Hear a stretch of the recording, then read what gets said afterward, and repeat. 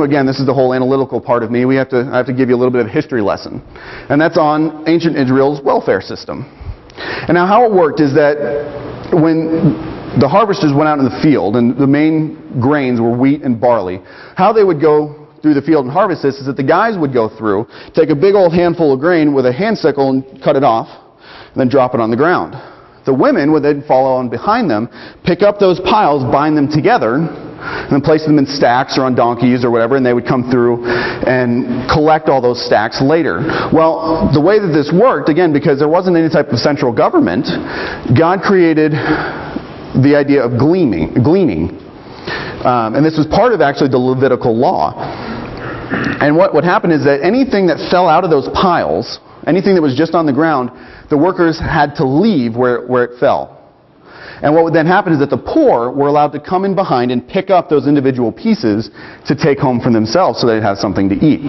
So with that new knowledge in mind, we're going to start Act 2. And Ruth and Naomi back in Bethlehem, no food, no land, nothing to go on. Ruth decides to go out and start to glean in one of the fields. And if you'll notice in verse 3, as it turned out, she found herself working in the field belonging to Boaz, who was from the clan of Elimelech. Now I want you to remember that verse later on. But here we're introduced to Boaz. And Boaz's name means, in him is strength. And right away he is shown as a godly man. Simply walking up to his fields, he addresses his workers saying, God be with you. Or that could also be kind of translated, God bless you. And the real reason he's kind of shown as a godly man is because his workers reply back to him in the same way, God bless you. Now, I don't know how many people you've met, but fake people, whether they're trying to be godly or just nice, if you know they're being fake, you respond in kind, and that's just how it is. But the same is true about godly people. When a really godly person, or a really kind person, greets you with a smile, you do the same thing. So it's more a show to his true character, to his godliness, that his servants respond the same way. Now again, remember this is a small town, and people get noticed, new people get noticed fast, and word gets around even faster. So Boaz sees Ruth out in the field gleaning, and goes and asks one of his workers, who's this new person? They tell her it's Ruth, and it's obvious that he's heard the story because he goes up to her and lets her know that he has been told about her sacrifice to Naomi in, following her back to Bethlehem and now serving her and, taking care of her by gleaning in the fields. And he's touched enough by this that he says this blessing over her in verse 12. May the Lord repay you for what you have done. May you be richly rewarded by the Lord, the God of Israel, under whose wing you have come to take refuge. So he says this nice prayer over her, and he goes home, plops down in front of the TV, and forgets about the whole thing. No, Act 2 is about kindness. And Boaz goes way beyond the requirements of the Hebrew law by simply letting her glean from the fields. He tells her to stay in his fields for the rest of the harvest. He said, I want you to stick close to me, stick close to these fields. And then he goes even farther and he invites her to eat and drink with his servants. He feeds her lunch. Then he goes even farther and he tells her to, for the rest of the harvest, stick close to my servant girls so that you'll be safe. Now again, foreign woman, in a land, somebody that not well liked, from a group of people not well liked, by sticking close to these servants, the servant girls, Boaz is kind of saying, stick close because just safety in numbers kind of deal. People may even go so far as to think that you're going to work for me. So he goes even farther than that, and he tells his boys to make sure you guys don't touch her. Just leave her alone. And I want you guys to be really clumsy with your work. He tells them to make sure to leave a lot of grain on the ground so that she can pick up, so that she'll have a lot to glean. So Ruth gets a pretty good day in, heads home with this giant armful of grain, and Naomi sees her walking down the driveway, and for the first time she feels like, since Moab, maybe since even before, she feels like, well, maybe God's on my side, and she gets really excited about it. I mean, can't you just picture, Ruth coming in with this giant armful of grain, and the two of them sitting there doing that, excited girl dance screeching thing, and maybe it's just me, I spent too much time around high school kids, but one way or the other, she gets really excited about it. And what's interesting is she gets even more excited about it when she finds out whose field that Ruth has been gleaning in, because Boaz is one of their kinsman redeemers. Now that ends Act 2. So starting Act 3 here, again, you're going to get another history lesson, and it's on the idea of a kinsman redeemer. Now this was another system that God put in place to help out the needy, and a kinsman redeemer had a number of responsibilities when the situation arose, but the two that affect our story most is that, the kinsman redeemer was the closest male relative to a needy person. So in my case, I have four siblings, 3 brothers. So if I was to die, or if I was to come into hard times, my older brother would be the first one responsible as the kinsman redeemer.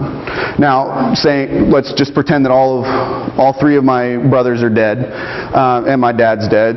The next closest relative would then be my oldest cousin on my dad's side. And that's just how it went. And so these things spread out. Now, we don't know how Boaz is related. All we know is that he is a kinsman redeemer. So it's something in there, they're connected. There's that connection there. But 2 of their responsibilities would be to buy land that's being sold by the poor person, the needy person, so that it doesn't go outside of the family. Now, again, land was a very important thing, and for those of you who are farmers, you know the importance of keeping the land inside the family. And I'm sure many of you, there are many people that I've talked to whose, some of these farms have been passed down through generations. Land is expensive, and it's a way to keep, a living. Especially, back then, they didn't have Walmart, they didn't have grocery stores, and to let other people worry about growing the food, they had to grow their own. And so when land was sold outside of the family, that family now has no way of making money or, generating food. So the first responsibility was to buy that land, to keep it inside the family. The second was to produce an heir through the widow to keep the other family line going. So those are the 2 important, responsibilities of a kinsman redeemer as it applies to Ruth and Naomi.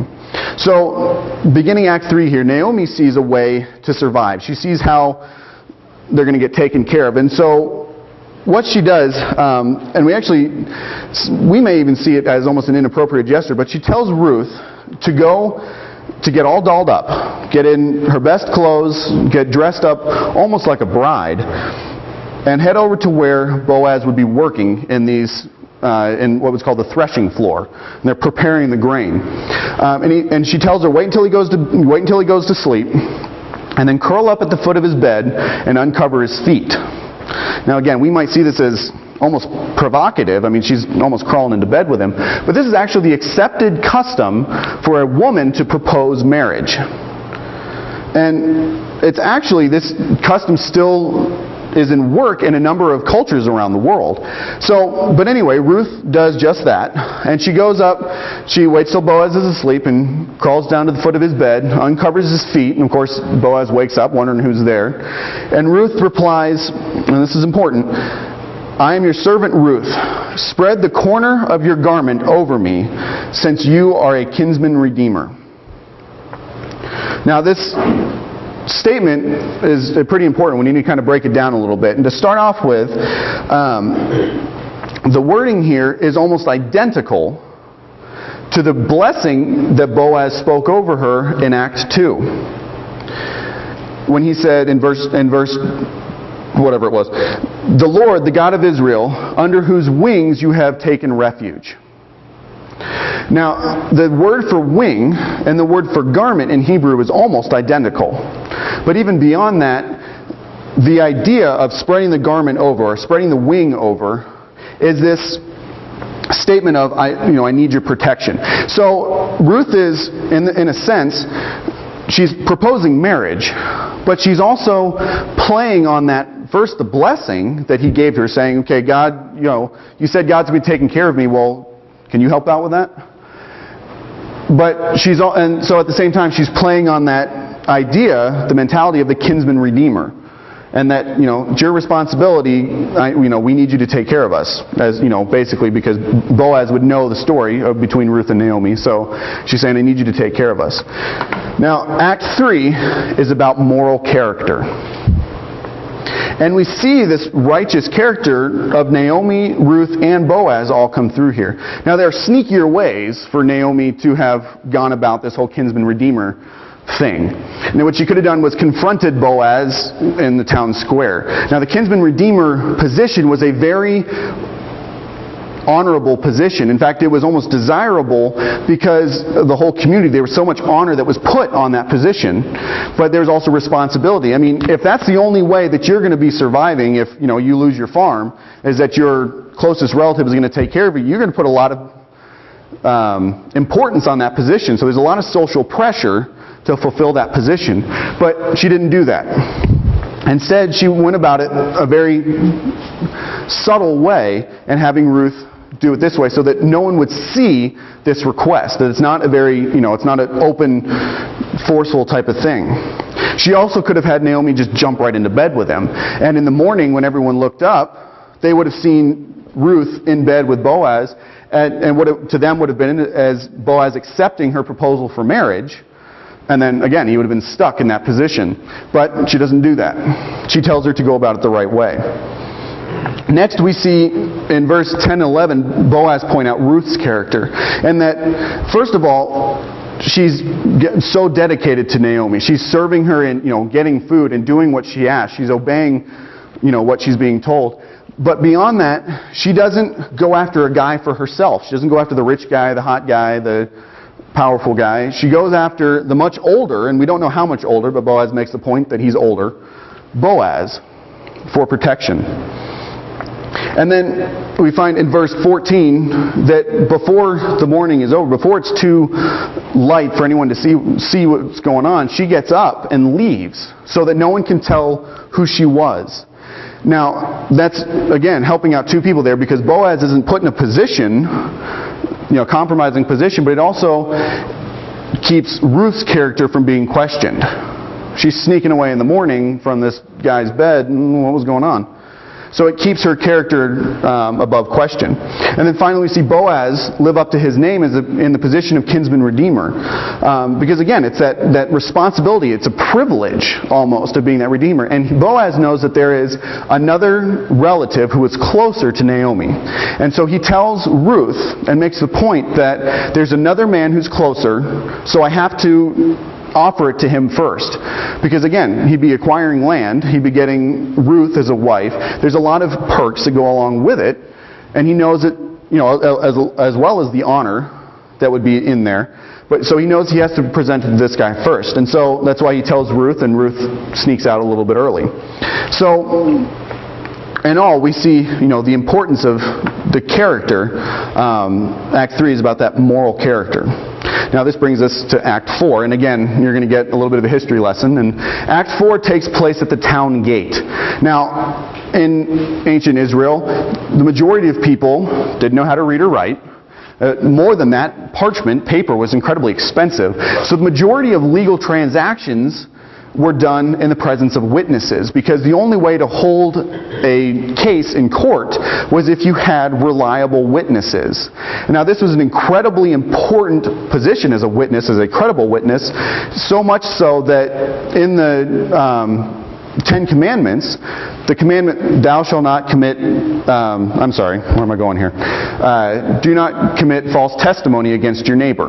That's not simply don't lie. That is, don't in court lie about your neighbor.